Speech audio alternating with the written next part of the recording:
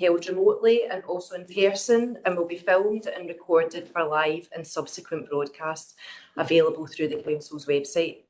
The Council is a data controller under the General Data Protection Regulations and the Data Protection Act 2018. We broadcast and record Council meetings to fulfil our public task obligation to enable members of the public to observe the democratic process. Data collected during the process will be retained in accordance with Council published policies available through the Council's website. Members of the Council are reminded that they should follow the Council's established meeting protocols around the use of the chat facility, including that as well, and that comments made in the chat facility are visible to all participants in the meeting, which may include members of the public who have also received the invites to the meeting. So thanks very much to everyone for attending today. We've got a number of presentations, so different officers in the room, which are very, very welcome, and some elected members here and online. So I'll now hand over to Diane for apologies, substitutions and declarations of interest. We have an apology from Robert Mackenzie. We will now move to a roll call before asking for declarations of interest. And the following members please indicate they are present at the meeting either in person or remotely. Councillor Armstrong, present in the chamber. Councillor Brennan, present in person. Councillor Brooks, in chamber. Councillor Cassidy, Present remotely. Councillor Daisley, Present remotely. Councillor Jackson, In chamber. Councillor McCluskey, Present in the chamber. Councillor Quinn, Present remotely.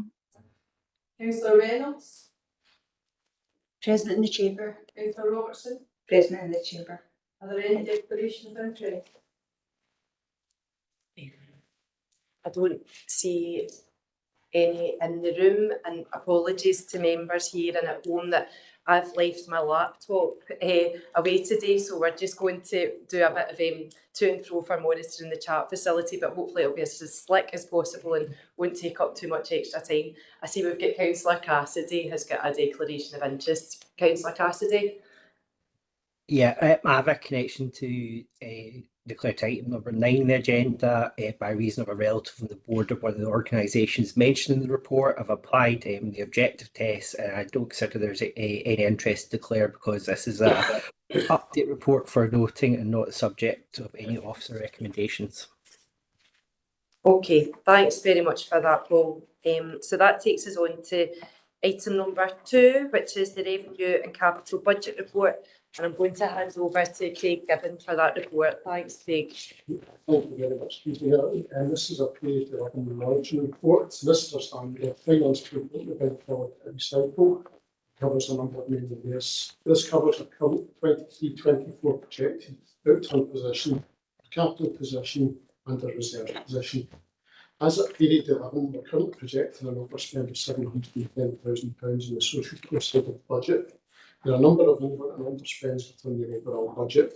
The main driver for the total overspend is due to the children and families budget projecting a £3.485 million overspend. And this is mainly due to residential placements, child respite overspends at grade 11. At this point, we're planning on using £500,000 of our smoothing reserve to help with this overall position. As we know from previously, Jonathan and his team are currently doing a thorough service review in this area, with the view of reducing these costs in 24-25 onwards. This is partially offset by underspends in the older person's budget, learning disabilities, physical disabilities, assessment and care management, and in the mental health side of the budget as well. This is mainly due to vacancies and general underspends in these areas. If this overspend remains at year end, it will be our intention to use further use of the smoothing reserves to bring us back to a break-even position. Moving on to the capital section in section 4, this shows the position it got. It shows that the vast majority of our spend is likely to be incurred in future years to come as opposed to this year. And this is mainly because the slippage we've had in some of our bigger projects we've had, including the purity of capital projects. As you'll see in the report, there's a slight update where we've been asked to use £200,000 or £500,000 allocation for our overall fixtures and fittings equipment budget towards the overall project in total. Just want to let everybody be aware and be assured that the remaining budget we've still got there, what we've been told from the council is more than enough to cover what we need going forward in that particular area. Appendix 5 shows the earmark reserves position that we have. It shows we started the year with £24.262 million and we expect to finish the year with just under £18 million. And this is based on the current projection. Obviously, as we're in the middle of year end at the moment, this position may change, but I'm not aware of anything significant at this moment in time. As always, Ace, happy to take any questions any member may have. Yeah, thanks very much, Craig, and that's great to get some of that extra background to the over and under spends there, so really appreciate it. I'll open up for questions and comments and just having a look around the room. I see Councillor McCluskey first. Thanks, Chair.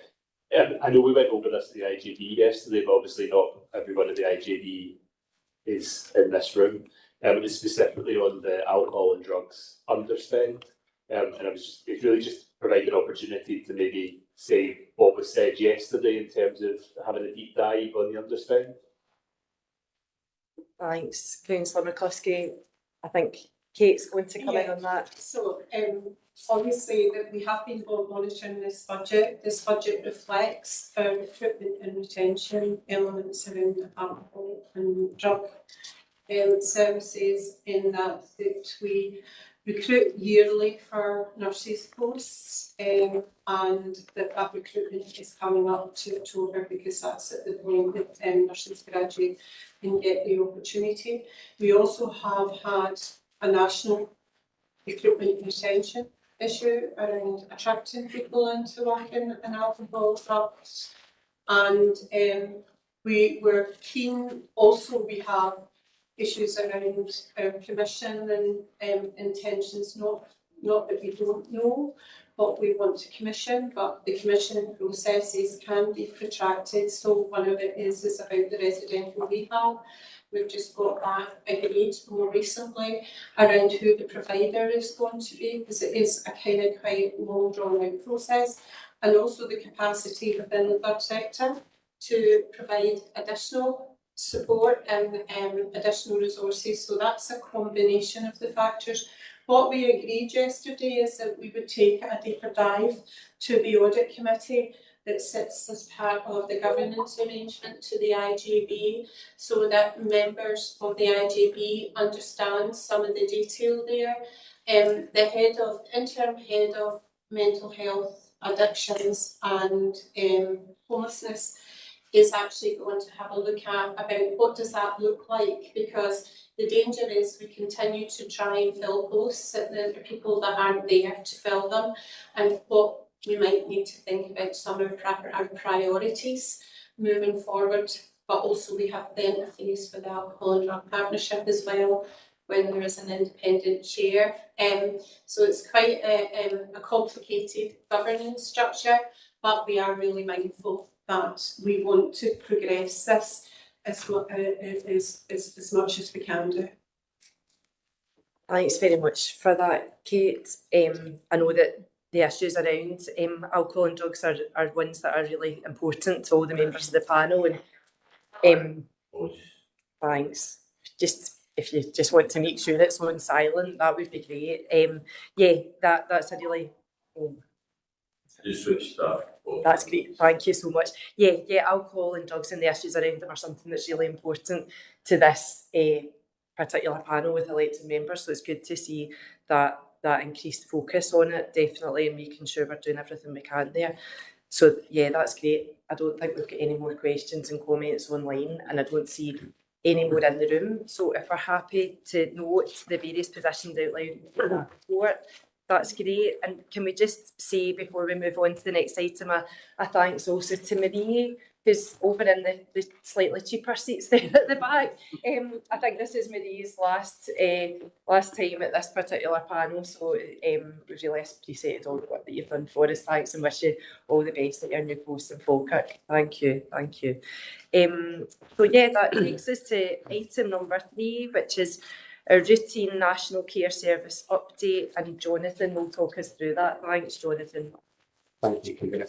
The report within the pack today is a brief written update following the last verbal update in March to panel members. Suffice to say, since the early part of the year, the bill has now moved into stage 2. I suppose the amount of information that Chief Social Work Officers are included in is limited because the National Health, Social Care and Sport Committee continues to meet to scrutinise the bill and consider further amendments in private, so those papers are considered to be private. However, it has been indicated that from stage 1, around 200 amendments have been suggested to the bill, and work is progressing nationally through those. And I suppose that really does reflect the differing views and the concerns over the direction of the proposals and the work nationally to seek agreement around key areas, particularly around governance of the National Care Service that's proposed, as well as the membership of the Joint Board, and the issue of the place of children and justice social work continues to be worked through. The report does outline a key change at stage 2 to establish a National Care Service Board, which it is proposed would include responsibility for governance and oversight of social work, social care and community health services, and also would include a focus on improvement and the potential to intervene locally where standards are not met, and also that reformed IJBs could be accountable to the National Care Service Board. The report also refers to different national meetings which reflect those diverse views and positions around the bill, and include ongoing meetings between Scottish Government, local government and NHS, alongside the recently established Local Government Expert Advisory Group, which has now met 3 times, the last meeting around the 11th of April. The options around the place of children and justice social work, as I said, continues to be debated, but that's alongside the proposals for a national social work agency, and they're continuing to be developed as well, and looking at the scope of that agency, likely to focus on national professional issues pertaining to education, workforce development and improvement activity. And those key national partners have also been asked to consider accountability and governance arrangements, particularly around the role of chief social work officers across Scotland as well. So as I say, the report in written form is a brief update, but the issue of the National Care Service continues to be discussed regularly within the National Chief Social Work Officers Committee. Convener, I'm happy to take any questions. Thanks so much, Jonathan. Yeah, it's great to get that outline. I suppose the diversity of views and concerns that you're talking about shows just how important it is to make sure we get it right. I'll open up for questions and comments in the room, and then just have a quick check online and see. I don't think there's anything online, and it looks like in the room everybody's adequately satisfied with all the information you've already given. Jonathan, thanks very much. So if we can just note the update on national activity and move on to agenda item 4.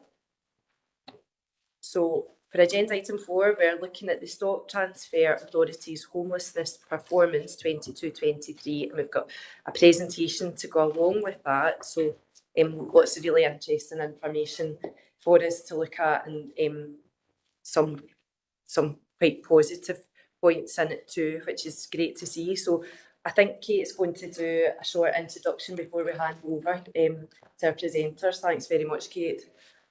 Thank you, Convener. I just want to kind of advise the panel that we are trying to theme the interconnected urban relationships between some of the improvement work that we have, and that criminal justice and homelessness rely on the delivery of the best services possible for our most vulnerable communities. So that is what the hope is that we get out of today. We're I'm going to hand over to Alan, who has been stepping into that frame to introduce our presenters, because obviously Alan is acting as the interim head of housing. We've got many strings to our bow and if need be, we change our positions and in a very kind of true basis. So we've got Leslie and Jim here, but we might want to do an introduction. Thank you, Kate. Thank you, Chair. Yeah, I'll do a very brief introduction to my colleagues here today that are going to give a kind of brief overview of the paper around the Stock Transfer Authority's homelessness performance 22-23, and to take us through some of the performance analysis visit that was undertaken across the large-scale voluntary transfer authorities in Scotland. So I'm going to introduce Leslie Cockburn from the Homelessness Service, and our colleague Jim Cairns, who's very kindly assisted us in terms of doing a review of the work that we're currently undertaking. So Leslie will give a very brief update on the paper, and then over to Leslie and Jim in terms of going through the analysis. Pass over to yourselves. Thank you. I think that'd be good if you came over and even popped your microphones on, just in terms of the live stream as well, just to make sure that anybody who might be watching online can hear you, and obviously we've got elected members joining. So no, that's great.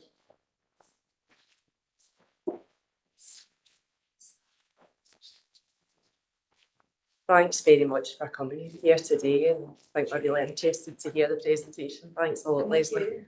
It's great to have the opportunity to share some of this information with you. You'll notice that the presentation is on a template from Scotland's Housing Network. The network is Scotland's largest provider of benchmarking and data insights in the field of housing and homelessness. Now, membership of the network includes a complimentary annual performance analysis. And we're quite fortunate that in Inverclyde, being one of the stock transfer authorities, we have a comparison across those different authorities, as well as all local authority landlords and the Scottish average performance statistics. So this particular presentation will focus on where we've performed really well, and it will also look at a couple of areas where there's probably room for improvement. So I can have the next slide, please. So this is the first graph, which basically states the number of homeless applications that have been received across the 6 authorities and in Scotland in general, right back to 2021. Inverclyde is highlighted there in green. It's the main green throughout the presentation. So you'll see there that despite an increase across Scotland of 11% in terms of approaches to homeless services, Inverclyde has managed to reduce that number by 10%. And this is really down to a real push on having prevention of homelessness as a priority. We've introduced mediation and negotiation from our assessment and support officers to help them to achieve planned moves for people, therefore stopping a crisis from happening in the first place. So a real positive reflection there on the hard work of the Housing Options and Homelessness Advice Service. If I could have the next slide, please. So this is a trend graph on applicants. So rather than, it doesn't really have a particular significance to Inverclyde, but it does show you a trend that shows you where we were pre-pandemic, and then June 20, coming up from 1920 to 2021, the sort of pandemic peak of applicants that we were leaving, and you'll see there the line in green, we're starting to come back down to pre-pandemic levels. So if I could have the next slide, please. So slide 4 into time scale to assess. That just basically means how long it takes us to undertake an investigation into whether or not a person is statutorily homeless. You'll see there again, despite the Scottish average going up by 31%, Inverclyde have managed to bring the number of days to assess a case down from 41 in 2020-21 to just 13 in 2022-23. So that's a 68% reduction over a period of 3 years. That's purely because we've become a much more data-driven service. We have a change programme that has implemented a lot of the foundation work for driving the change agenda, and we have a more regular case allocation with a new duty system that are monitoring data through the governance structures up to our programme board. So if I could have the next slide, please.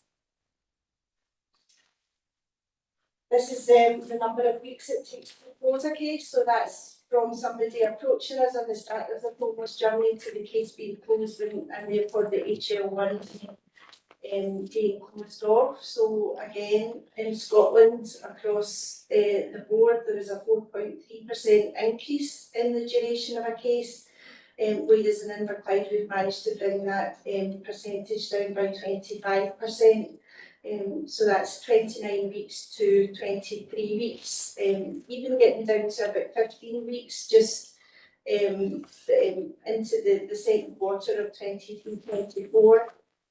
And that's purely a management focus on some of our more long-term cases. We worked in close partnership with Riverside Homes to close cases that were 12 months or older to get them done by the year end. Have the next slide, please. This is the number of live cases we had, and it's a snapshot, so it's taken on the 31st of March rather than across the whole year.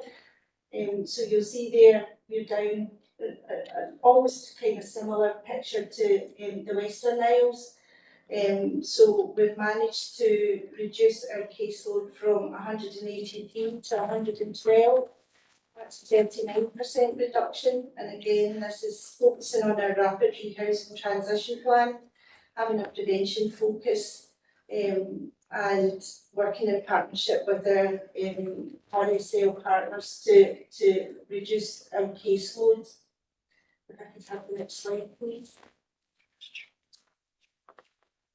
This is the number of households in temporary accommodation. Again, it's a snapshot, so it's taken at the year end rather than a full picture of across the whole year. Again, Scotland's right, we've got a 15% increase in the number of households in temporary accommodation, whereas in Inverclyde we've managed to bring it down by 33%. We also had no children in temporary accommodation at year end. Although we did do a bit of analysis on what the picture was across the full year, and we had 28 children through the service in temporary accommodation during 2022-23. I could have the next slide, please. This is the average duration of a teenage placement, and that is basically the number of days spent in temporary accommodation during that year. So the Scottish picture there shows a 6.5% increase, whereas in Inverclyde we've managed to bring it down by 9%, and that's all types of temporary accommodation, so both the Inverclyde Centre and our community-based temporary furnished flats. If I could have the next slide, please. This is the length of stay in temporary accommodation. It differs slightly from the previous slide. It's basically cases that were closed during that year, so you've maybe got a crossover of people that went from one financial year to another. But again, despite an 8% increase across Scotland, we've managed to reduce our length of stay by 2% from 138 days to 135 days. I could have the next slide, please.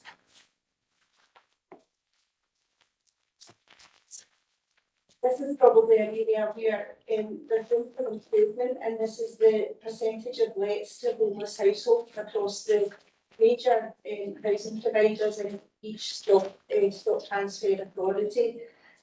So you'll see there that the homes have managed to double the percentage of allocations to homeless households since 2018-19, but we're still the sort of lowest performer there in Scotland. The Scottish average, so the local authority Scottish average is 49%, and you can see there that Glasgow achieved up to 70% post-pandemic by way of a sort of initiative to try and get through the pandemic backlog. The lower levels of allocations in Inverclyde does kind of suggest there's a bit of poor choice and control, which can affect tenancy sustainment rates. And we do have to highlight that our repeat homelessness is currently at 7%, and that's kind of drifting quite far from the Scottish average of 4%. So there's definitely room for improvement there.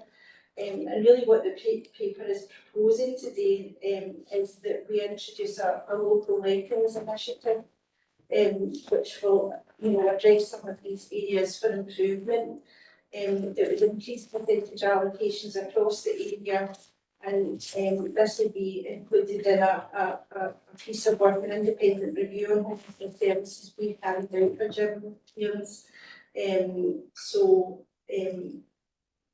That sort of wraps up the performance analysis, and we'll be quite happy to take any questions. Thanks very much, Leslie. I'm just thinking, are we wanting to do, I'm just trying to think if it's best to do questions and comments for yourself, or if we should have, Jim, are you do a separate session, or? I don't think so, Chair. Just very briefly of why I'm kind of here and why I'm involved in this. I think we can see from the slides that Leslie presented as real improvement in terms of the frontline processing, round about prevention, round about investigation, round about duration of cases. And we've kind of got to a stage where the next phase of the journey of improving homeless services in Inverclyde is to continue this and to do a couple of major pieces of work. One of which is to address the future of the Inverclyde Centre and do it relatively quickly, I think. And the other is to do that safely, regarding access to temporary accommodation. As the Inverclyde Centre, the proposals for decommissioning of the Inverclyde Centre taken forward, we do it safely and minimise risk. And by that I mean we don't have a shortage of temporary accommodation. The other big bit of this work, which is my experience that Leslie's referred to in Glasgow, is to develop a local lettings plan with the housing associations, basically saying, because we know what our demand is likely to be in terms of Section 5 referrals. That's really how a homeless household becomes housed. We roughly know what that's going to be, right? And we share a responsibility with housing associations to house homeless households. And we'll work on that over the next couple of months. We're ready to a couple of meetings initial meetings with one of the housing associations about that just now. But we'll work our way through that over the next couple of months, and that's the kind of next direction of travel, really.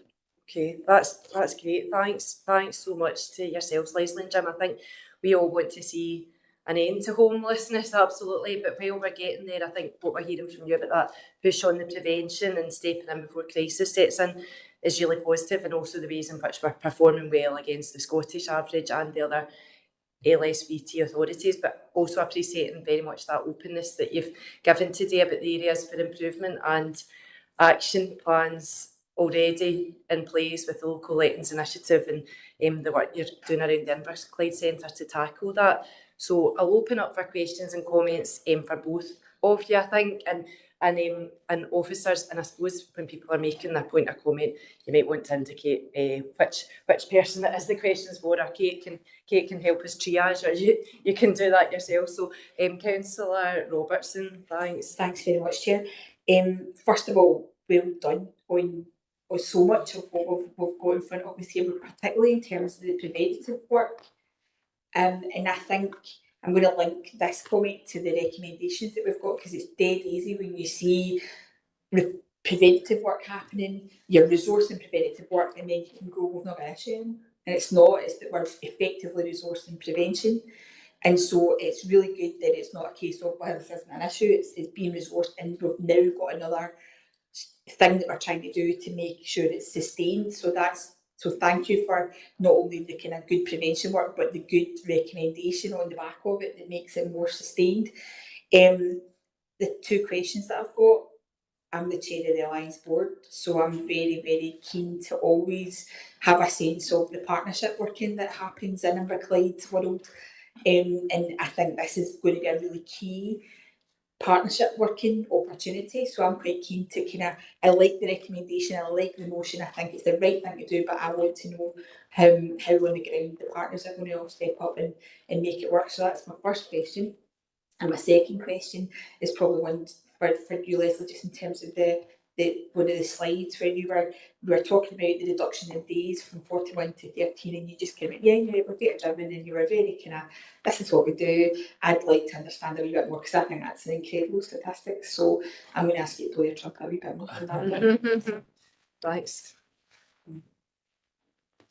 Okay, your first question, we were very fortunate when I came into post that we had new heads of housing in 3 of the local RSLs, and we all we have a sort of shared values base in terms of what we want to achieve here. I think the situation in Inverclyde, having a very long career in housing is, people say Inverclyde's unique, but actually in housing it is pretty unique. There's no shortage of stock here when other authorities are crying out for stock, and starting to look to Inverclyde because there is stock. So in terms of working in partnership, we have good relationships with River Clyde Homes, Oak Tree Housing Association. We have a good relationship with the new director at Clough Housing Association.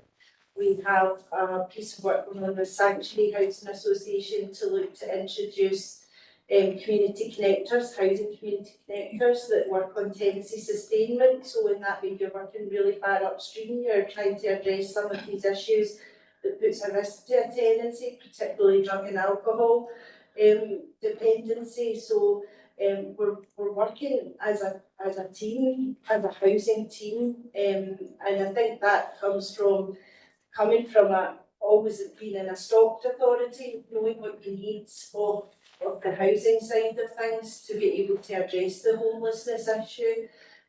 So there's no shortage of partnership working going on, and as Jim referred to, we have been speaking with River Clyde Homes, particularly around the supply of temporary furnished flats in the community, which we would like to increase and see people with better quality temporary accommodation. Thank you. Okay, that's great. Thanks so much for that, Leslie. I'm just I don't see anything online. Sorry, in the chat, and I see. Sorry. Oh, the second question. Sorry, and then how? Yeah. Okay. Thanks. So the second question was about being data driven and how we managed to reduce the number of days that it's taken us to assess.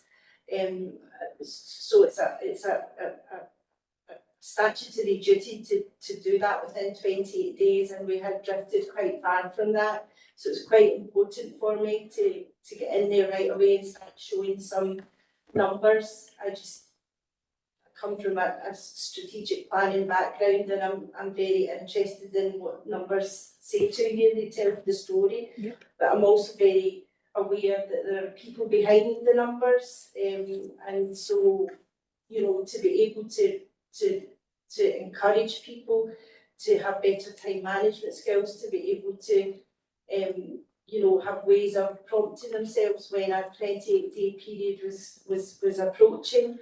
But we also introduced a sort of quicker allocation of cases.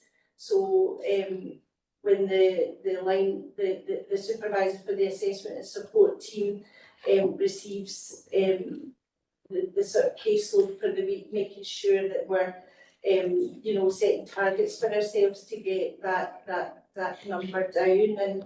And you will have seen from that, only Glasgow are better than us at the moment, and the resources that they have to do it and quite phenomenal, probably 10 times what we do. But it was important for me to start counting things when I came in, and what that means now is that we've got trends that we can then forecast with. Okay. Amazing, thank you, Councillor, thank you so much. Yeah. No, that's great. Apologies there. I thought, Leslie, when you started talking about the connections being made in the relationships, I thought that was an answer to the extra bit of information about data, that you were backing that up with that two-pronged approach. So apologies for cutting you off too early there. Councillor McCluskey, and then Councillor Brooks. This is more of a point of order is for me, because the Development Technical has been referred to a few times, and just in case it goes on to a request of development, it's a declaration I'm on my board member. Okay, thanks very much, Councillor Brooks, for that. That's really helpful. Sorry, Councillor McCluskey and then Councillor Armstrong. Thanks, Chair. Just to echo what Councillor Robertson said, it's really good to see what's in the back today. Just a few specific questions. I think one of the good things about this panel is it does allow us to kind of dig in a bit more detail to what's going on.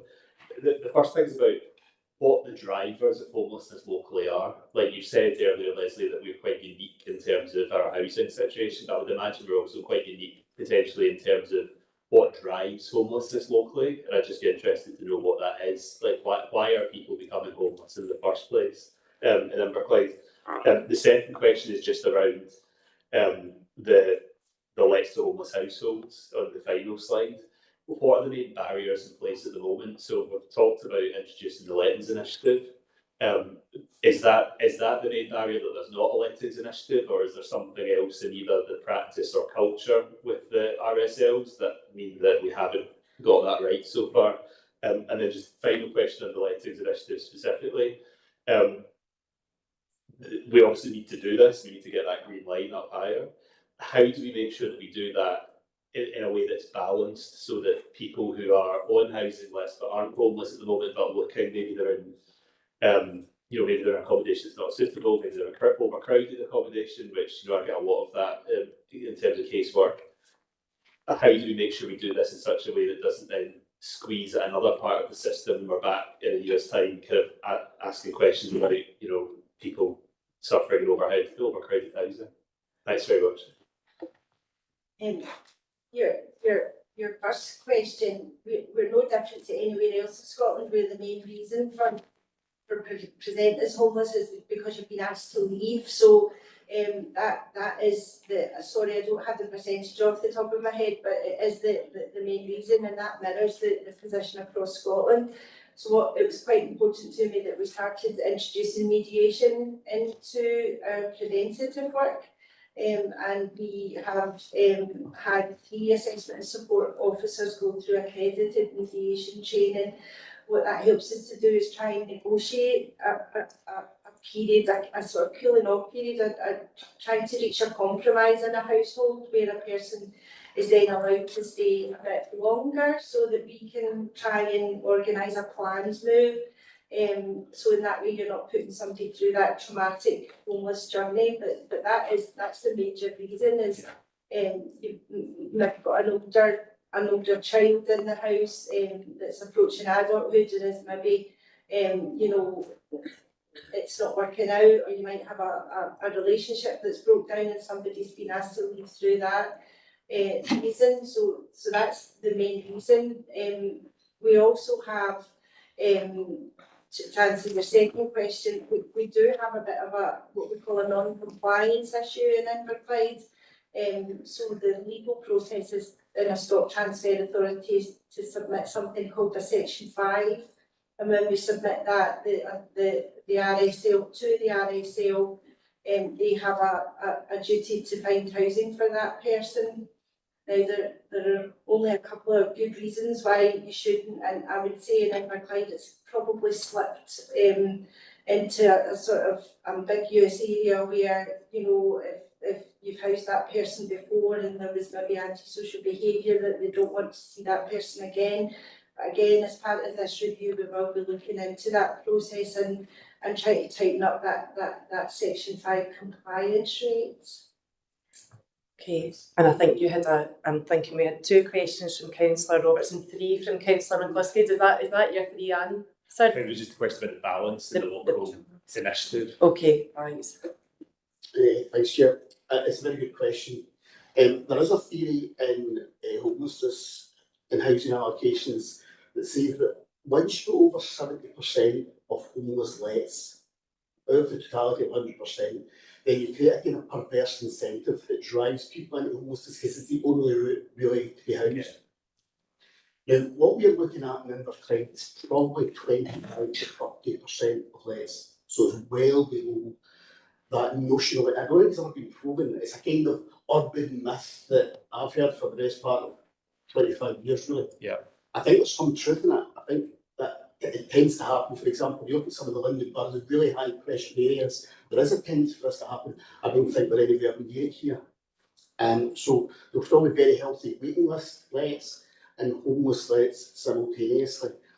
And just to kind of add to Leslie's point about the Section 5 process, what stock transfer does is basically detach housing, homelessness and allocations. And there is an assumption that somehow we'll work our way through it by a kind of incremental Section 5 process. Now, my experience is it works to a degree, but unless you have a real focus on what actually happens in the Section 5 process from the HSCP side and Housing Association side, with staff working very closely and understanding each other's problems, really each other's challenges, and you don't have a proper planning framework that says, this is transparently what we need, these are the numbers, and this is, publicly produced, Scottish Housing Regulators review and so on and so forth. That's how you stabilise and plan your way through homelessness if you have housing stock available, which in Inverclyde thankfully there is. But it's a complicated process. It can be worked through, but you need to be conscious of it and plan it and bring in partners very closely as you move your way through it. Thank you. Okay. Thanks so much for those really thorough and full answers. Thank you. Councillor Armstrong.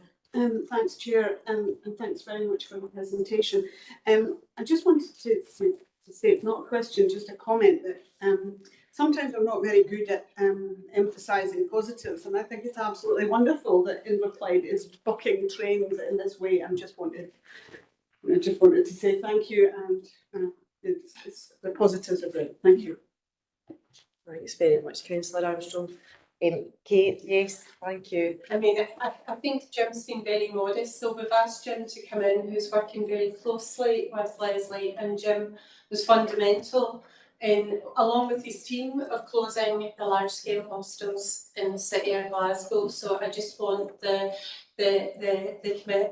panel to be assured, so people will know if you've worked in the Glasgow vicinity of Peter McCann House and some of the big traditional kind of models. So City of Glasgow is where that we think that the learning is, and that was one of the things that we wanted to kind of look at, about that we were a microcosm, but in a better place than City of Glasgow. So the opportunities to kind of put a coherent framework around how we work together as a partnership, being like Leslie, I've only ever worked, apart from I worked in London, with stock authorities, so it's much more simple to get when you come from a social worker, a health background, to provide that level of needs. It's much more complex for us to interrogate around what that system can look like. Within that, we've asked Jim to give us an objective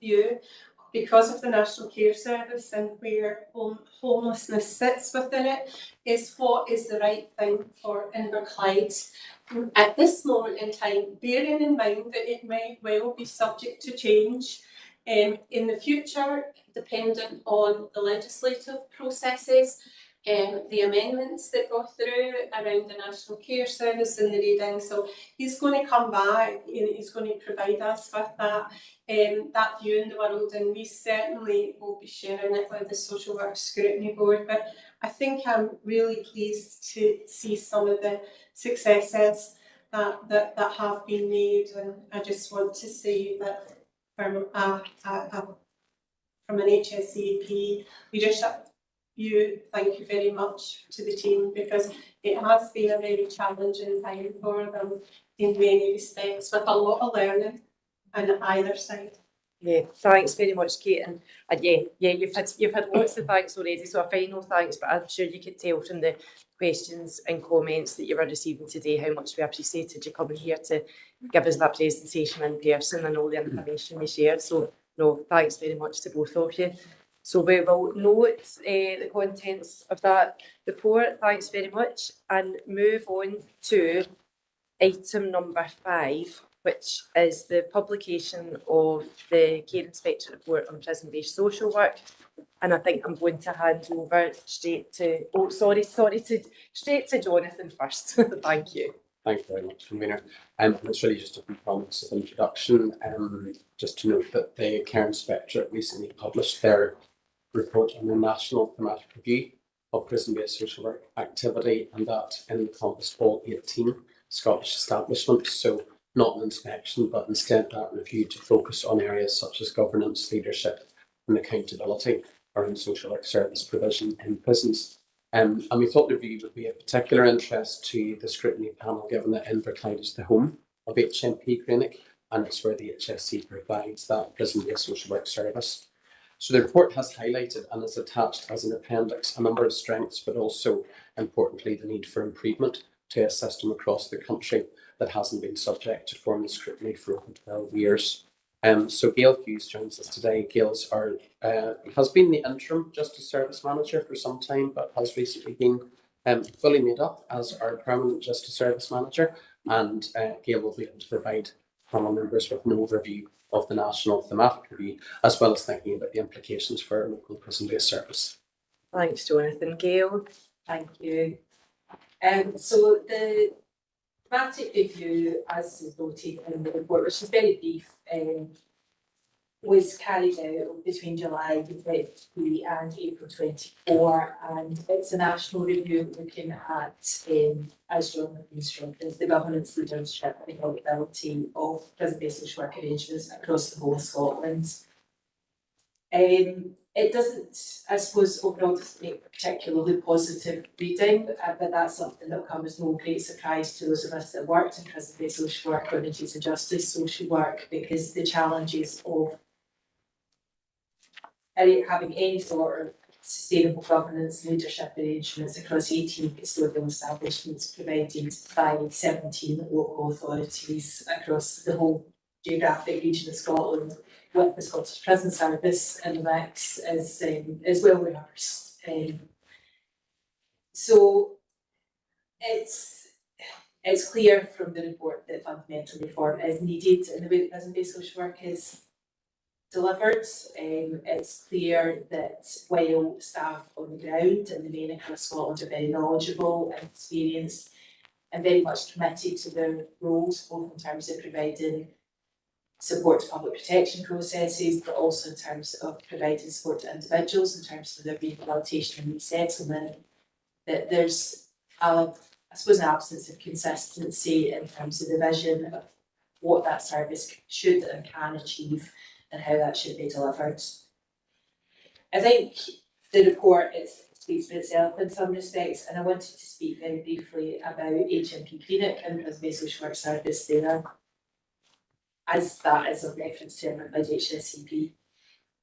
Most will know that HMP Clinic is a very small prison. It has a very elderly building that is presenting challenges to itself. It's been well rehearsed in various publications locally.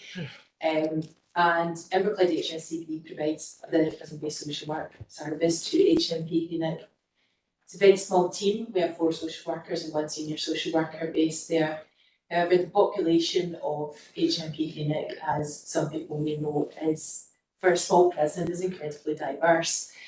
We have all genders housed in the HMP Clinic. We have female prisoners, we have male prisoners, we have short-term prisoners, long-term prisoners, and we have a national top-end facility which houses life sentence prisoners nearing the end of their sentence who are in the process of starting the journey back into the community.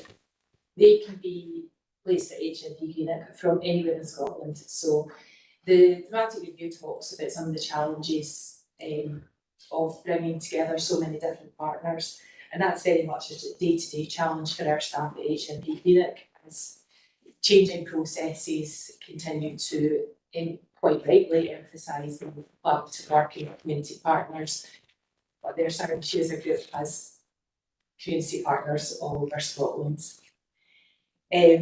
Our staff in the main rise to that challenge admirably. They're very good at getting on the phone and tracking people down and pinning them down, but I think it's worth noting, and again it was noted within the thematic review, that the role and task of prison-based social work has changed almost fundamentally in recent years, and that's not really been reflected in changes to national guidance or policy. A lot of those changes, I would argue, have disproportionately affected the staff at HMP unit because of that national top end population. The thing in the introduction of things like the TARO process, which is the combined do care report, which asks the prison-based and community-based social workers to prepare a joint report for the people when somebody's being considered for release, probably affects most of those prisoners in that national top end. Also, in comparison to some other establishments, it's probably been more of an increase in workload for our staff than it might have otherwise. The other development I wanted to briefly touch on was the ongoing pilot of the complex case review process for life sentence prisoners, which SPS introduced at the end of 2002, which introduces a level of secondary quality assurance to risk management plans being prepared for our highest risk and most complex prisoners as they're being considered for community access. This involves risk management plans being prepared and sent for external quality assurance to the RMA, which who then assess them against frame guidance. And frame, for those who are not familiar with it, is the RMA's standards and guidance for risk management in Scotland. And again, it's referenced in the thematic review that the application of frame across Scotland is not necessarily as consistent as we might like it to be. There's no way to understate the challenges that this process has brought. In some ways, it's been a microcosm of the issues highlighted in the thematic review in terms of changes being brought in without staff on the ground feeling that they've been fully consulted, and changes being brought in without additional resources following those. And the process, as we have discovered, of carrying out file reviews and completing risk management plans that are frame compliant is no small task. I did that preparation for today and spoke to the current senior at HMP clinic, and she told me that for one of the more straightforward cases, preparing that risk management plan took an experienced members have a week working on that alone. However, so it's been a significant challenge. However, the positives of that, I think what I wanted to really stress to the panel today is that as they work through this process, this long team of social workers that are based at HMP clinic are gradually working themselves into a position where they're becoming confident and consistent in their ability to produce risk management plans for the most complex and high-risk individuals in society to a consistent standard that's compliant with frame. And I think personally believe that sector leads in terms of justice social work practice in Scotland. Haven't seen any questions.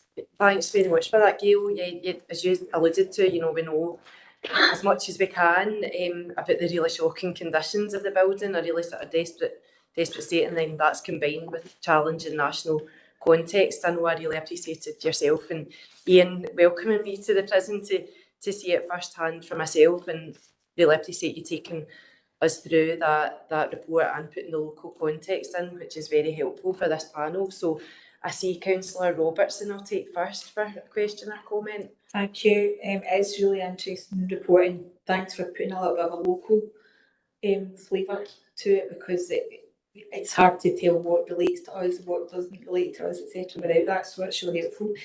The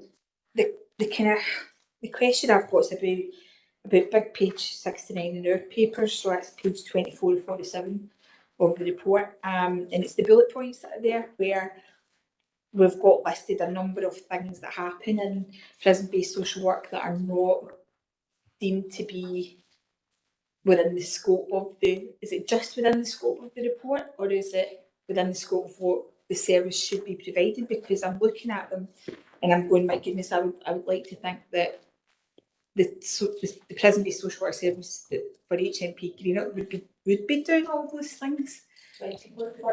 Yep. Yeah. So, you know, basically my reading, and I might be wrong, is saying these things have come out of discussion saying these sometimes happen with prison-based social work, but they're actually not in the scope of, and I don't know if it's just the report or if it's the scope of the provision of the service. It will be the scope of the provision of the service. Right, okay.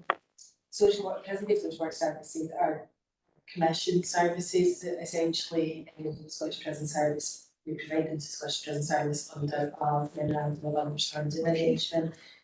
And some of these tasks are tasks that are specifically included in that memorandum of understanding.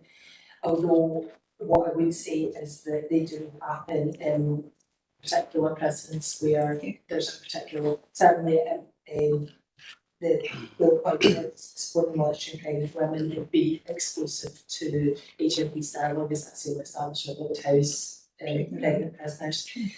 Involvement in local homelessness services, I can certainly assure that Ian will talk when we get to his presentation about some of the work he's been doing with Leslie and her team around the crossovers between homelessness and justice. And our prison-based team, particularly our prison-based senior social worker, are very, very much involved in that, as are some of the prison staff from HMP Greenock. And the redevelopment of a prison through care service specifically is a national issue that's been led by Community Justice Scotland. So I think the point there is more about the variability in some of the tasks rather than a blanket assessment. And thank you, it's really helpful, because I think that was the crux of why I'm asking. I'm kind of going, crikey, I would like to have a postcode lottery of what services you're getting from prison-based social work based on what prison you're to be in. But if, with the very selfish head on of we are our jurisdiction is HMP Greenock, you would be saying that all those bullet points that are relevant to HMP Greenock are things that we would be providing. Yeah, absolutely. I mean, certainly, it's not a prison-based social work task, but certainly I know that SPS officers access the Children Protection Committee through the Child Protection Committee and Protection. Okay, nice. That's really helpful. Thank you. Thank you so much. Okay, thanks very much. I suppose it's kind of there in the inspection report as well, isn't there? Like it's saying there is a bit of a lack of governance and leadership and vision at national level. It's sort of unfortunate and difficult reading, isn't it? And that would be why you might expect to see some variations, but really reassuring that Gail's saying there that in HMP Greenock we're seeing a confident and capable social work team. So if that just, I don't see any questions or comments online or in the room. Apologies, Councillor Armstrong. Thanks very much, Chair. Thanks very much. I have a couple of questions. Well, one is a clarification. The actual report says we have 17 custodial establishments and our report says 18. I think it's 17, but I think that's just I think it's probably a typo. No, mine is pretty rubbish too. So but just for clarity, it would be good to have that. James just reminded me that maybe that discrepancy made it like to HMP Kilmarnock coming back, which is now no longer private, but it's more like still more like it's been my thanks very much.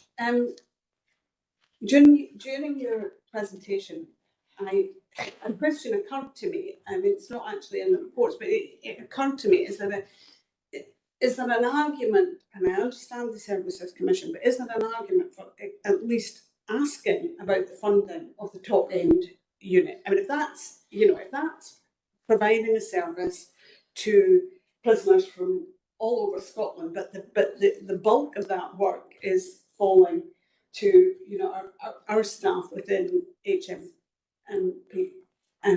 Greenock, is it possible to at least ask the question. I can assure you that there is a business case that our partners have and the senior management team that have very much supported us to make to SPS headquarters to request funding for an additional social work resource to support that. It's ongoing at the moment, so we shall wait to what the final verdict is. But I would also very much hope that the thematic review will trigger a wider review of the funding arrangements for prison-based social work that would hopefully address some of these issues. Thank you. Just a couple of other questions. One is again following on from Councillor Robertson's question. It's big page 80 in our papers, page 35 of 47 in the report. It's just that top paragraph there, just examples provided to illustrate the sense of inequity, but lack of access to meeting spaces, poor environmental conditions, differential IT and so on. Am I right in thinking that the general conditions within HMP Greenock impact on all of these issues as well? We can read that paragraph and say that applies to us. I would say that the general conditions in HMP Greenock have an impact on everybody either working or living within the building. However, what I would say is that our experience is perhaps rooted in our good relationships with management team there, is that generally we haven't had, I'll touch wood here, too many issues with these. We have for a long time had the social work offices in the establishment networked to Everglade Council IT systems, so we haven't generally had avoided some of these issues, but yeah, overall the conditions are not what we would want. Okay, thank you. And my final question, and I listened carefully to your points about the team becoming very experienced and established confident. It's in relation to the final paragraph on big page 76, page 31 and 47 in the report, and it's about this rotational and hybrid posts, and I wondered if you have any comments on that, whether it ever has or would apply. Thank you. We very much, Jonathan smiling because he knows I'm about to go. Yeah. We very much have a vision of very integrated justice services in Everglade and have done for a number of years. We are a very small team overall, and just for purely practical reasons in terms of resilience, we have staff absence, changing populations. There's huge merits to being able to move staff from the community to the prison and vice versa. But I also see that, and this is probably my roots as a prison-based social worker coming out, but I also see there being huge merits to that in terms of the experience we can offer our staff in terms of training and experience, and allowing them to get a really well-rounded experience of all sides of the justice system. I wouldn't say that we have cracked that because some staff are particularly keen to work in a prison environment, and that's okay. Other staff love working in a prison-based environment, and trying to get them out again, it's like it's like the teeth. But it's very much something that's always in the back of our mind when we are recruiting and resourcing and planning, and also when we're inducting the new staff, and we're very much trying to make sure that new staff at all points in the service get that, at least that early experience of what the prison services network is about, so that we're trying to set that seed early in the employment with us. Thanks very much for these very full answers. Yeah, very, very helpful. Thanks for your presentation and congratulations on your appointment. Thank you. Thank you. Right, thanks very much, Gail. That's great. So I think we can agree to note that report and its contents. Thank you. And that takes us on to item number 6, which is the Inverclyde Community Justice Outcomes Improvement Plan 2024. So I think Kate is going to give us a brief introduction to that. No, Kate is not, apologies. Jonathan is going to give us a brief introduction to that before handing over to Ian. Thank you, Jonathan. Thank you very much, being convener. Yes, in terms of our initial presentation, members have got a copy of the draft Community Justice Outcomes Improvement Plan, and that reflects the statutory duty on community justice partners across the country to produce such a plan. Our current plan's been in place since 2017, and an extensive programme of consultation and engagement has been ongoing since the turn of the year to inform the development of our next community justice outcome improvement plan, and it's intended to take that to the June meeting of the Unified Alliance Board for approval. But Ian Hamill, as our lead officer for the Community Justice Partnership, is in attendance today to provide a brief presentation on the draft plan. Thanks very much, Jonathan. Ian, over to you. Thank you, Keira. I am having some difficulties connecting to the WebEx. I don't know if you can share the slides. You were all set about an hour ago. You were way ahead of the game there, Ian. Sorry about that. The technology is just... I know.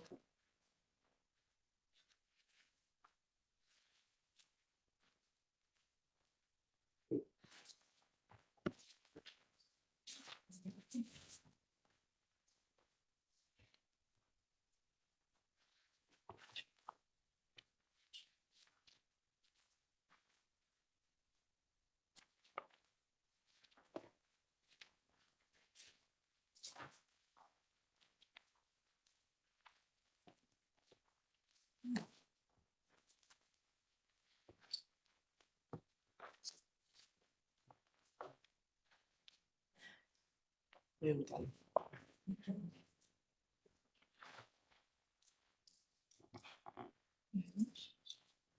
Thank you, Ryan. Once again, thank you for that. So, good afternoon, members, and speaking on behalf of the Community Justice Partnership. Thank you for this opportunity to present to the sitting panel this afternoon the progress of the McLean Community Justice Outcomes Improvement Plan.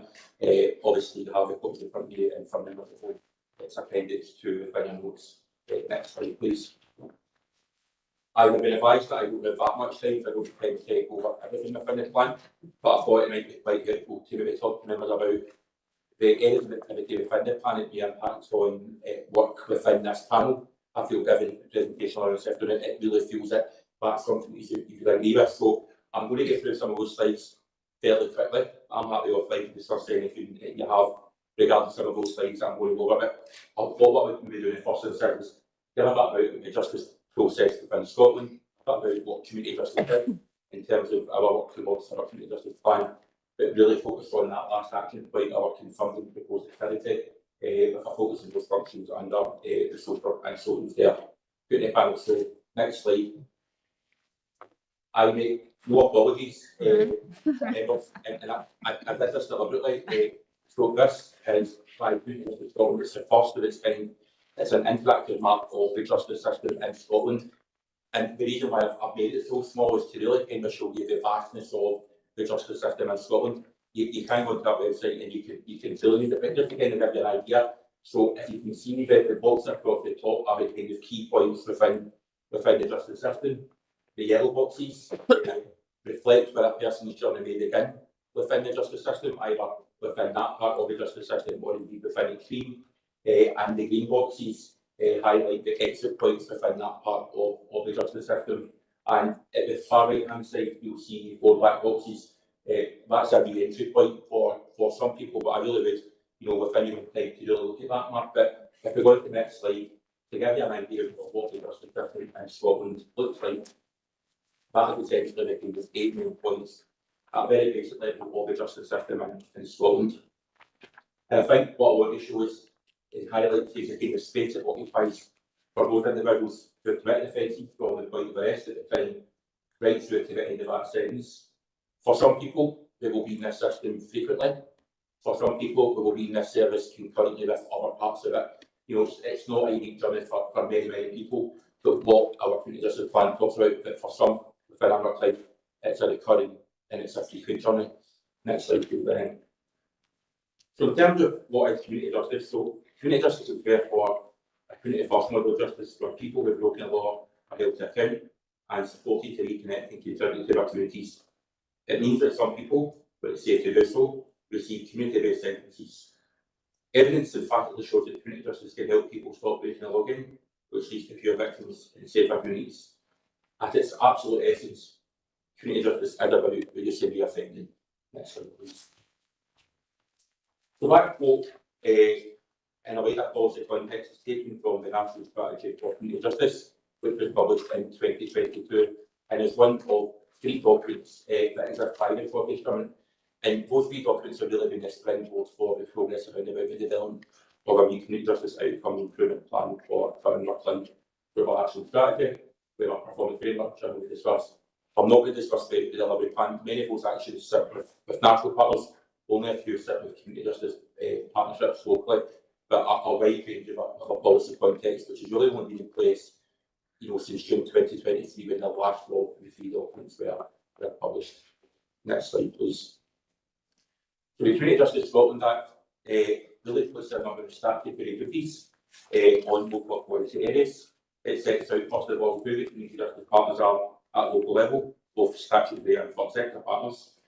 It has a requirement to both prepare and publish community justice plan, and it requires the publication of an annual report. What I would say is that this slide is covered in sections 3.1 to 3.4 of your covering report. Next slide, please. So we've done significant progress since June 2023.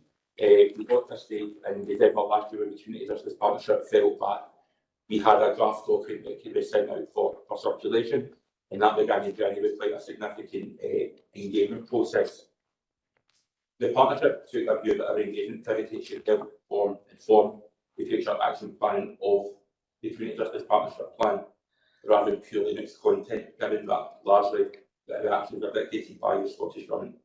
So we undertook a range of post engagement activity between January and March this year. But what I would say as well is that we have been engaging with partners throughout 2023, so this is really put up in 24.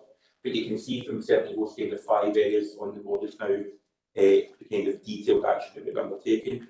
And again, we're covered in section 3.5 and 3.6 of the government report. What we say is the legislation tells us who we have to engage with, but I think given the excellent work that happens across advertising in any partnership setting, we take a view what is far-reaching. So recognising the unique experience of people who have got lived experience or living experience in the justice system, we are continuing to engage with those individuals with the content of our plan. And I think it certainly helps shape the partnerships better understand of some of the more problematic issues affecting individuals who are in the justice system and their clients. Next slide, please.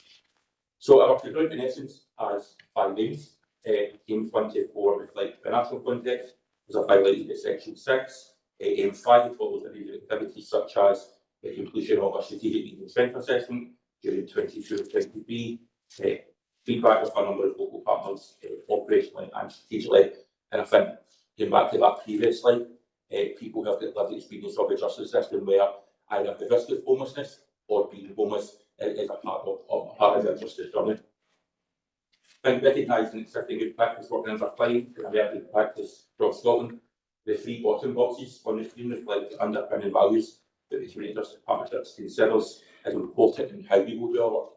So responding both in a trauma-informed and trauma-responsive way, co-producing and engaging not just with partners but with individuals who have that living experience. And I think it's not lost on Inverclyde Community Justice Partnership, but as Inverclyde, I think the significant impact of both poverty and inequality, what that has with people both entering the justice system and people exiting the justice system, and then finally those people staying out of the justice system. I'm not going to talk too much on Aim 4, given it, but I did much activity for the Health and Social Care Partnership. So what I'm going to do is just bring the next few minutes just on the headings 1, 2, 3 and 5. So in terms of the next slide. So where appropriate and relevant, effectively diverting people away from prostitution or indeed away from justice system entirely can allow individuals to address a range of issues, behaviours and needs, which have contributed to the alleged offending at the earliest opportunity. This can provide comfortable for individuals and communities and can lead to less offending and re-offending and ultimately fewer victims and harm to society. The 3 actions on this screen reflect some of the actions the partnership will undertake over the lifetime of the plan. I would draw particular attention to the 2nd and 3rd action, which I suppose really recognises the complex health issues that can occur for people in the justice system.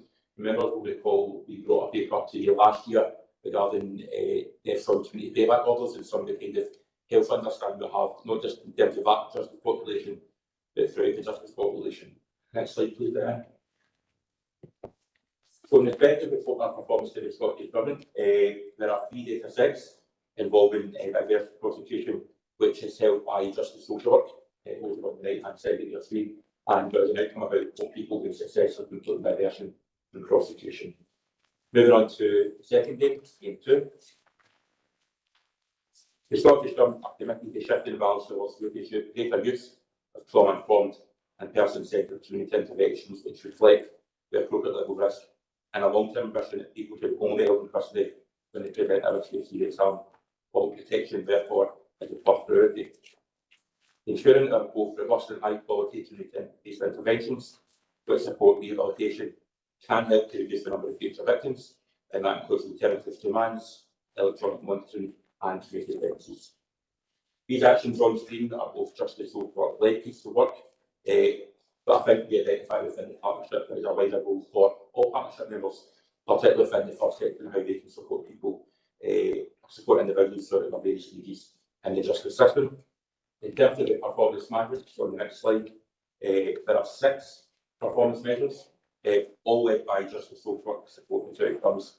For the same, with respect to an individual bail supervision, you'll note from the previous slide there's an improvement action to reviewing quality assured the delivery and effectiveness of bail supervision locally. So really using our lessons and work like to maybe help inform future decision makings. Are we getting it right? Is there anything we can do to improve on that situation? In terms of aim 3 on the next slide, I suppose this is really the first departure point, but this feels like very much a Justice Social Work-led aim. And this, I think, with the true partnership work we really comes into play. This aim is based on needed when individuals in contact with the justice system, there is an opportunity to ensure that they're able to engage with the services that they will require in order to support their basic needs, to rehabilitate themselves and not to offend. Well, justice services and specialist group care services can plan and support the transition of individuals through and out of the justice system. Effective integration and reintegration can only be delivered through engagement of our universal public services. These services must ascertain and be aware of the needs and circumstances of people with convictions, particularly those serving a custodial sentence and those in remand, and be prepared to meet those needs in a timely fashion. You'll see on the final aim, regarding the housing partnership, they really bet to show housing standards in Wicklight that will pick up this point in aim number 5. In terms of the performance measures on the next slide, my apologies for our 3 performance measures out of the 6 included on the slide. But you can see that for the first time we're introducing other health and social care partnership data. So the first one being the number of transfers and drug and alcohol treatments from custody to community, and that middle one regarding the number of homelessness applications per prison was the property of an applicant became homeless from. Moving on to aim 5. So I mentioned earlier on the partnership through our strategic analysis with our partnerships, other partnerships with individuals, really noticed that there was currently previous housing issues and the risk of homelessness for individuals in the justice system. So although aim 3, that national has a priority action for local areas to address the needs of individuals in prison by embedding our core standards, the Community Justice Partnership recognised a need for further action. So whilst the partnership will seek to implement and embed the standards, there are additional needs to consider for those housing and homeless needs locally. I think just picking up on Leslie and Jim's point, we definitely see our analysis that as part of that regular demand in homelessness services, there is a regular demand for people leaving prison, regardless of what prison within Scotland, and then going through that whole through sure aims to take that away where we can address the housing needs within a prison setting. But sadly, and frequently for too many of us, the experience of individuals saying that they feel that their next step out of prison is likely to be to a workplace setting, and I think that's quite profound when I'm talking to individuals about that journey, talking to individuals who are currently still in their workplace setting and then talking about their prison journey. So moving on to the kind of final indicators within aim 5 at the moment, we have identified 4 performance measures. However, as new bits of work come on stream, we do intend to introduce new measures. We intend to do this on a fairly regular basis so that we can really help tell members of our strategic partnerships of our progress within the group. And moving on to that final slide for our presentation, I'll not go through all the points, but I suppose as Jonathan said, our next step is to seek approval from the Inverclyde Alliance Board at its meeting in June. Beyond that, we have proposed a number of documents that will support our KPI, involve partners of our performance management framework, involve people, that's that engagement with staff groups, partnerships, individuals with living experience to really inform the future delivery actions. And then beyond all that, and amongst our kind of regular business, we are required to produce 2 annual reports, one to our national governing body, Community Service Scotland, and again one to the Inverclyde Alliance Board. Convener, thank you for this opportunity to speak this afternoon. I'd like to take any questions, but I may defer to our Chief Officer, Chief Social Officer, and our Justice Manager with considerably more experience than I do these days. No, thanks so much, Ian, because I think we really appreciated getting that chance to have a really sort of in-depth look at it, and I know it was the strategic aims you wanted to bring to the panel uppermost, but I think also it's really good for us as a panel to get a look at that whole draft, very much draft, almost finalised Cajoy there together. So no, that was really helpful, and there's just so much in both of these, I think, for us to really get a look at. That's a great opportunity. Thanks so much, and for doing all that engagement and consultation that you mentioned already. I'll open up for questions and comments. I see Councillor Reynolds. I'll hand over to you. Thanks, Convener. Just a question to a wee bit more information about the issues that the SNSA identified in Inverclyde. The third bullet point there, and I think it's connected to aim 1 in your presentation as well. So with respect to diversion from prosecution, Scotland figures a 20% increase. Inverclyde figure for the same period is significantly less, 10%, but it's the next one that probably needs a wee bit more information. An increase of 12% across Scotland, but a 25% reduction in Inverclyde. Is there anything behind those figures that would help understand that? So I think ultimately the decision for diversion prosecution lies with the Crown Office, and I think we recognise within Inverclyde that compared to our neighbouring local authorities within our federation, that's a fairly low number. I know we've had conversation with you often before regarding some issues within Inverclyde of reasons why diversion wasn't considered. So Gail and I both attend a regular meeting with our Crown Office colleagues. We also attend a meeting with our kind of court-end. We're trying really hard to have a better understanding. There's a complexity in this. So last year there was a national review of diversion in Scotland, and there were something like 35 actions within that joint inspection report. Most of them very much lie with the Crown Office. So we wonder if perhaps when those actions are resolved, we will really start to see that increase of not only just having referrals made. There's also a notion of actually the suitability of referrals and regular conversations between Justice Social and the Crown Office about the suitability of that. So what we picked up in the Public Impact Assessment, part of that work is perhaps there are individuals who might have a different support needs, whereas maybe a conference required in terms of not only that individual, but the staffing team. That was also picked up in that national review. So we are waiting to find out when the Crown Office will complete those recommendations. I had a meeting with the Scottish Government last week asking, is there a timescale? We are hopeful that by the end of this current reporting year, that the vast majority will be concluded. There are opportunities within Inverclyde to really enhance that diversion offer. I think there's something like 5 or 6 actions. Gail and I met last week. We are going to establish a short-lived working group. So I suppose the picture when we prepared this was it may be quite dated now. I would be hopeful that when we come back in a year's time, reporting on this current reporting year, we will see a further through Richard Council. Okay, thanks very much. Thank you, Kate. I mean, just in my experience, the suitability of diversion is left with the Crown Office, so you find that in the North Strathclyde Sheriffdom that we will have a different perspective across the board, but it is sometimes focused on the individual as opposed to the crime. So that is probably some of the data that we have to collect around, because diversion is usually should be about the crime and about providing that level of justice in a diversionary way. Unfortunately, people get fixated on people, and particularly in small communities. So we just probably need to get a bit more information to go and challenge Mark around some of the decision making around diversion. I think that's a work in progress. Thanks very much, thank you. Councillor Robertson? Thanks very much, Chair. I've got a few things, if that's okay. Some things maybe for Ian and then one maybe for Kate and the team. Obviously, the Alliance have been involved in all of this up to now, and we're coming back to the Alliance Board to approve things. I guess it's a request really that we really, when we're reporting back to the Alliance on this, it would be great for everybody to be confronted with what came out of the report in terms of living experience. You know, you kind of said in your words that that's the kind of far-reaching consultation, but actually that's the very, very near part of consultation, because it's the people who are most directly affected. And I know what you meant by when you were saying a far-reaching consultation, but and I think sometimes partners are not always confronted with the very near experience of people who are right in the thick of it. So it's a wee plea that we maybe get a wee bit of specific information when reporting back about that.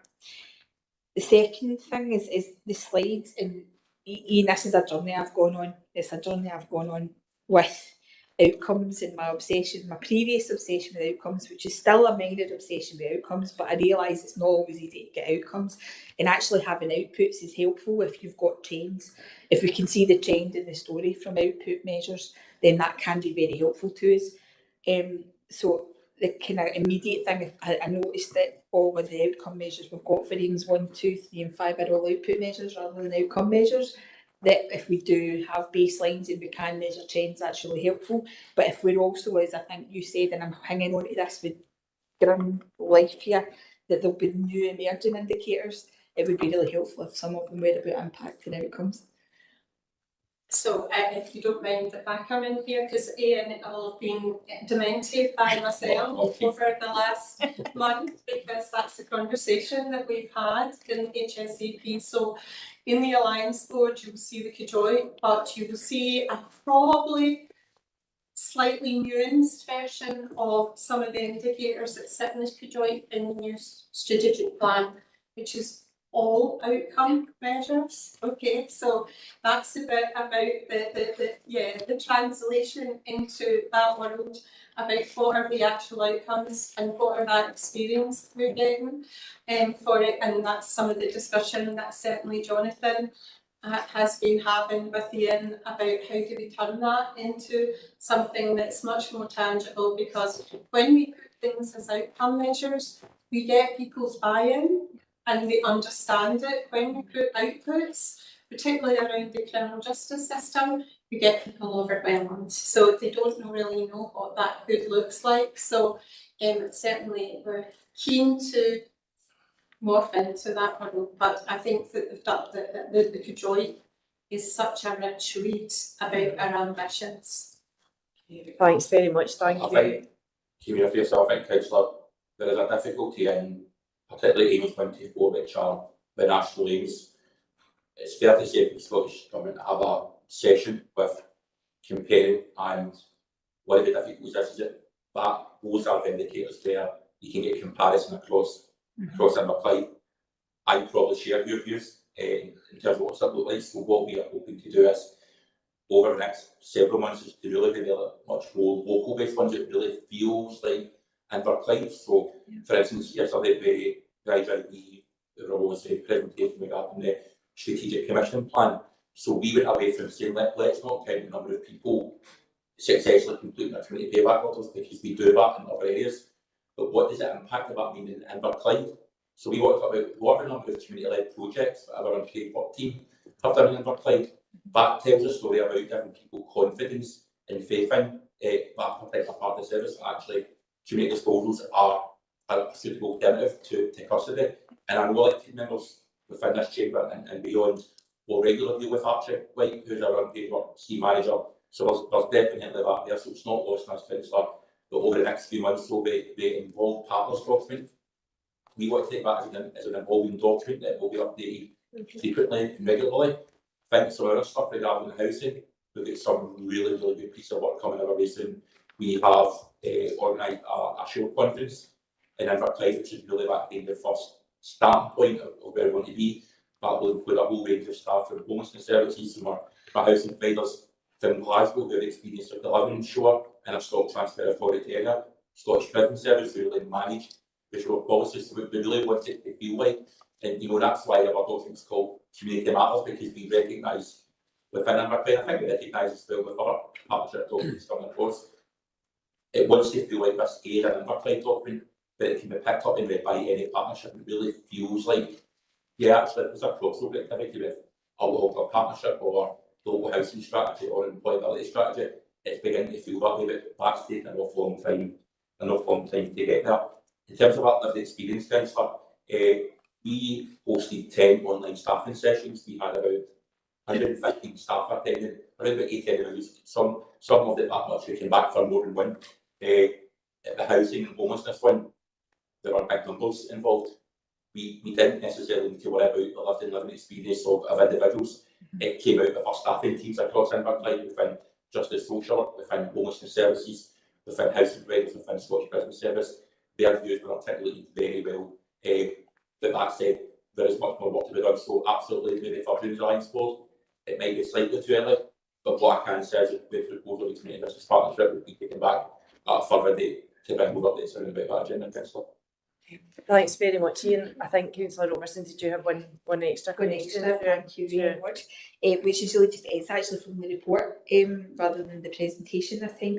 Page 47 of our papers, page 25, with page 25 of the actual report, about the particular work we did with the women's service. I've always been very, my interest was immediately piqued by that, not only because it was going to be a new piece of work for women, but it was also an emerging piece of work. It wasn't all predetermined, it was going to come from the women themselves and how they wanted things to go. So I'm just wondering if we're due an update on that.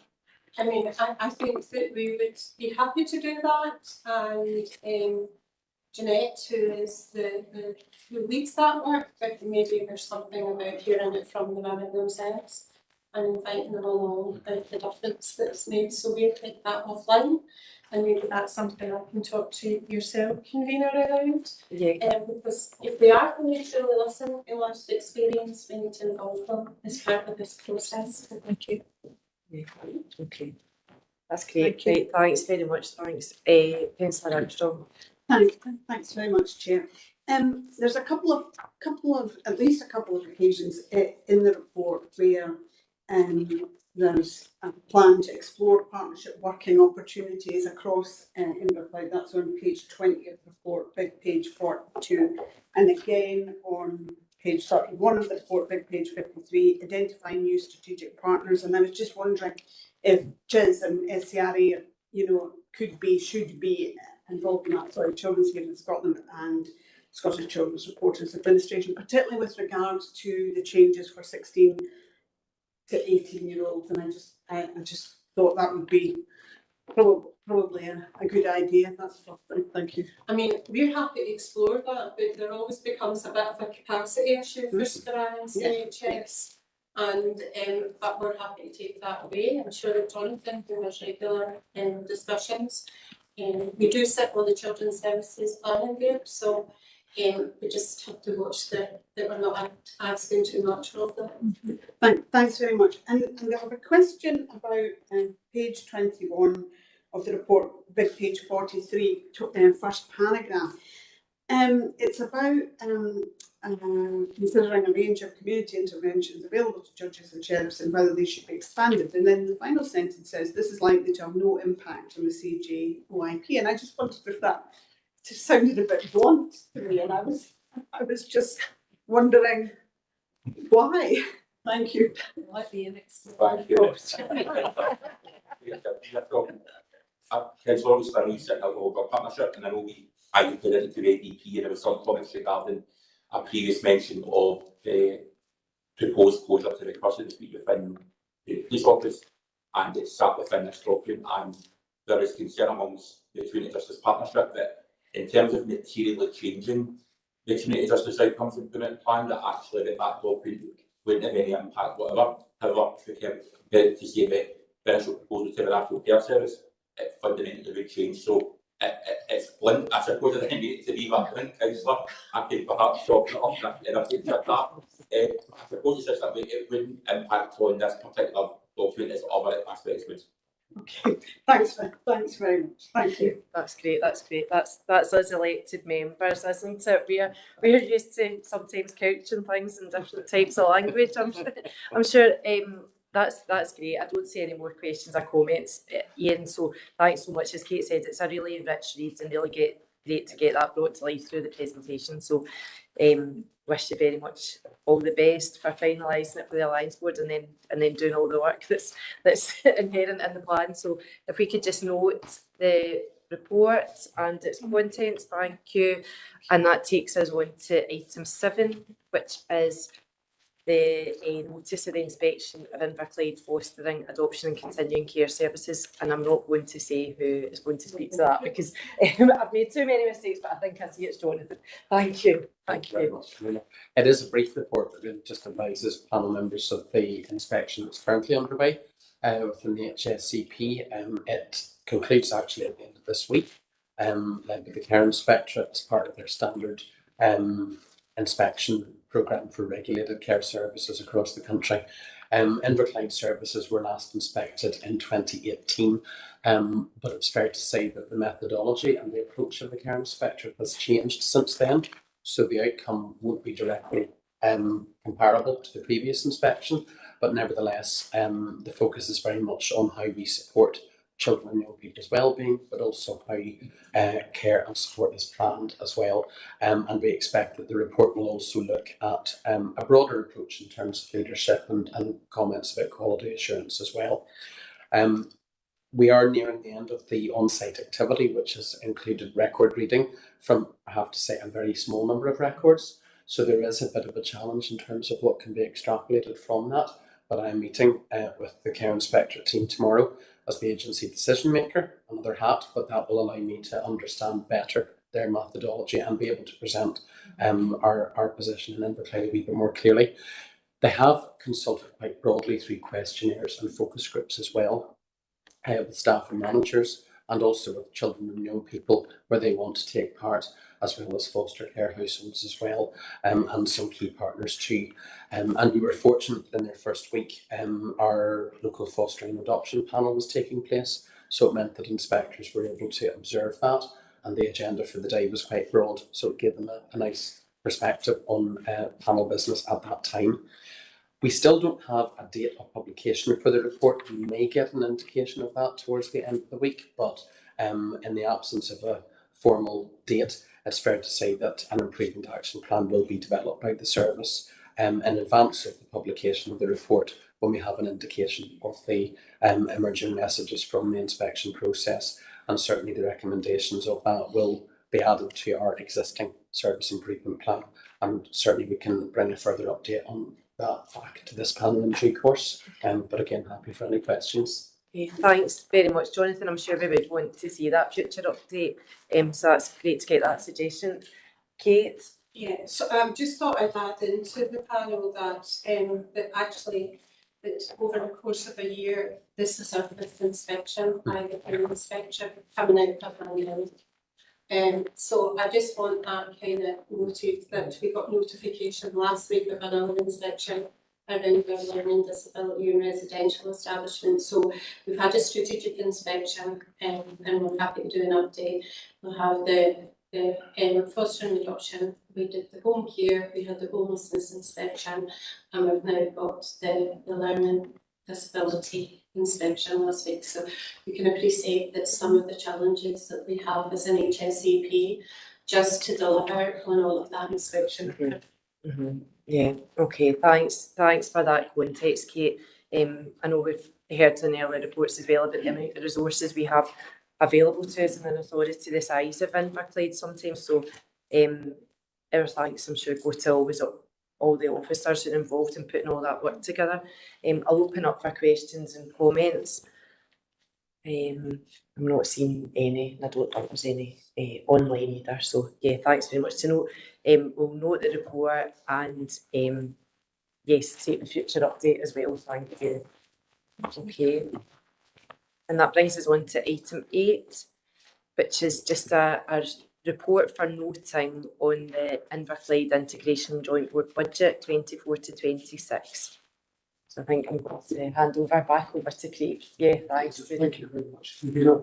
Apologies, sorry Craig, I see Councillor McCluskey wants to maybe note a point of order. Yeah, I was exchanging notes with Peter about whether or not, as a member of the IJB and this law affects others, we should declare an interest. So I think it's just a transparency declaration that I'm a member of the IJB that set the budget, but applied the objective test, and it's just a paper for noting. So I don't think it's a conflict of interest. Sure, thanks very much, Councillor McCluskey, and I'm assuming perhaps that other members may want to note the same. There's Councillor Quinn online.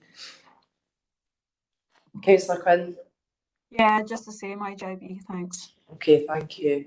And myself, same applies to me. Okay, thanks, Councillor Reynolds as well. Okay, thanks for that, Councillor McCluskey. Apologies, Craig. Okay, thanks. Thank you very much for yourself, Convener. I wasn't planning on to a lot of detail in the report, just to say some of the main highlights from it there. The paper obviously showed that we had a gap over the 2 years of £5.256 million, and we put up a load of various savings initiatives after various IJB development solutions that we took. That then took us to a position where we were able to take that on the 25th of March, and the IJB approved that. Moving on from that, we've subsequently developed a savings programme board, which we're going to take forward in the coming months, which is going to take those savings forward. And obviously, we've got no benefit from the IJB and the savings going forward. Those to that particular board will include a number of representatives from senior management, staff side, staff, HR, etc. That will obviously come back to the IJB. The paper also shows the reserves position of the IJB, and finally it shows the 5-year plan and the overall challenge we have going forward. Even by closing this gap, it still remains a £7.9 million gap. Years after that. That's the questions. Okay. Thanks very much for that, Craig. I'll open up for questions and comments in the room and online. Councillor Jackson. Thanks. I just want to raise an issue with the committee. We all received correspondence from the trade unions about their concerns over the equality impact assessments that were presented, especially on the HSP advice services. I'm just going to read out a wee bit of the concerns. An equality impact analysis document was sent to the senior HSEP management as a completed IQA on the negative impacts of service cuts to individuals with protected characteristics. The document was returned by senior management so severely modified, the original author requested her name to be removed from this document as it was completely unrepresentative of what she had submitted. You can just bear with me. We go on within the impact equality assessment. This is the original one which was gained through a freedom of information. The service, so this is the concerns that were raised which didn't make it into what went to the IJB. The service supports a range of the most vulnerable adults in Inverclyde. Access for all Inverclyde residents will be impacted by any savings, and those in the categories noted will be most affected. Children, young people, working age individuals, families seeking advice and help claiming in-work and out-of-work benefits, debts, a range of money advice, pensionable age, those seeking support with pension credits, debt, disabilities of all ages, individuals and families seeking advice and help claiming disability benefits. This goes on for 20 pages. Those living within the most deprived communities are most likely to be accessing these services. Referrals and complexity in this client group continue to increase as the cost of living crisis continues. There will be an increase in those with the choice of heating and eating. I'm just curious why the author of the document wouldn't sign off on it and asked if the name be removed, and whether what was presented to the IJB was being so heavily modified was fair on the IJB members. Now, the trade unions and those that criticising this have made it perfectly clear they have no gripe with IJB. You can only vote with what's put in front of you, and they have no problem with that. But they're deeply concerned about the modification to these to this equality impact assessment to a point where they're concerned whether it's actually what was presented to the IJB was legal. So that's just my first question at the moment. Thanks, Councillor Jackson. I don't know whether you want to, if you've got a couple of questions you want to give them all just now. Well, Thanks. what I'll do is I'll give you the comparison made now. They've Is it on? Is it on the same it's on the same subject? thing. It's on the Okay. same Well, thing. what I'll do then, I'll hand over then and see if one of the officers can give a response at this time. Kate. I'm happy to answer some of this. So the proposal is in the main a preliminary proposal around the integrated front doors and the reshaping of how we deliver our front doors, and that includes the inclusion of advice services and the strengthening of advice services throughout that. I'm very aware that part of the proposal was perhaps maybe not articulated as well as it could be to our trade union and members, and we have met subsequently with the trade union around that. I think some of the difficulties that we had was in our development sessions, that our trade union colleagues weren't at our development sessions to understand the true nature of the proposals. In terms of the EQIA process, we're in the process of setting up a programme board that would develop our proposals, and it is governance within the IJB that will seek to provide that level of scrutiny and assurance that the proposals that we are putting in place is seeking to ensure that the characteristics have been outlined there are lessened or ameliorated around any of the risk that may be causing them. I see great opportunities to strengthen our reach into our equalities. We have social workers that do not income maximise, actually, and I grew up in an era in the 80s where that was the first thing that we did when we were in a household that actually developed that relationship. We sat down and asked them about the impact of poverty. We have lost sight of what's important. That's the essence of some of that, and I do take on board that some of the communication with trade union members could have been much better. At the point that the EQIA was presented, it was presented as a high-level proposal, that the vulnerability that sits within the HSCP isn't necessarily about income maximisation, it's about public protection. So I think that there's a danger about some of the use of language that I think that officers took out and took the emotive bits out. I recognise that. But nevertheless, I think that the IJB are very clear that they want to see our proposals for our integrated front doors. Our trade union colleagues are sitting on the programme board with me to make sure that the proposals that are put forward for integrated front doors are robust and protect the very people that we intend to support in the first instance. So that would be my response. I suppose. Thanks very much, Kate. Yeah, Colin, are you wanting to come back in? I fully accept that within the process there will be discussions on the impact of quality. You mentioned language used, and I accept that, Kate. But within the original document, there's nearly 30 pages of really serious concerns that are raised and how this is going to impact on those with protected characteristics. But when you look at the actual IG report, when you look at the equality outcomes, impacts, none. There's nothing.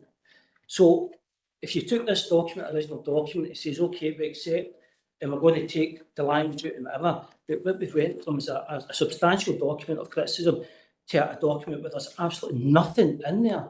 It supports it even matches the original document. Now, I get what you're saying about maybe miscommunication with the trade unions or whoever and what's going to be provided.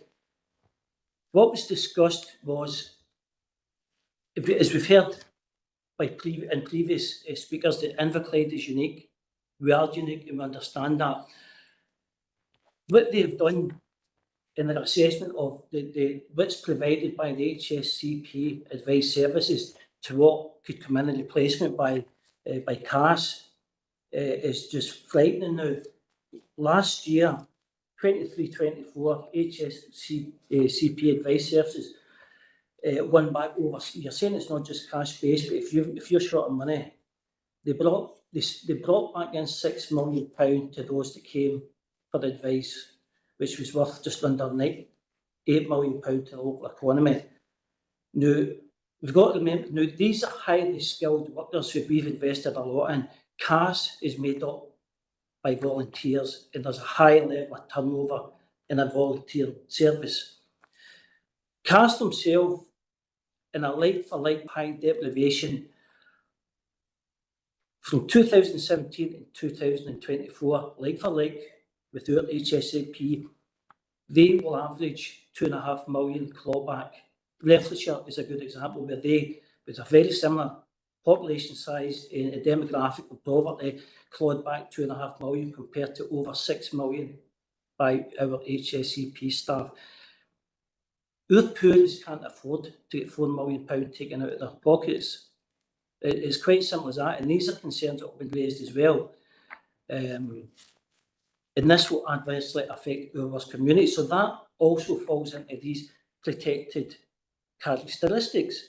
So I'm struggling to see how we got from this, the original impact quality assessment, to what was presented to the IGB. And so are the trade unions, and so is your own staff that they're actually saying it could be legally challenged. So we could, and again, I will repeat what they said, that they have absolutely no beef with IGB members, because you can only make decisions in what's put in front of you. So can I come back in here?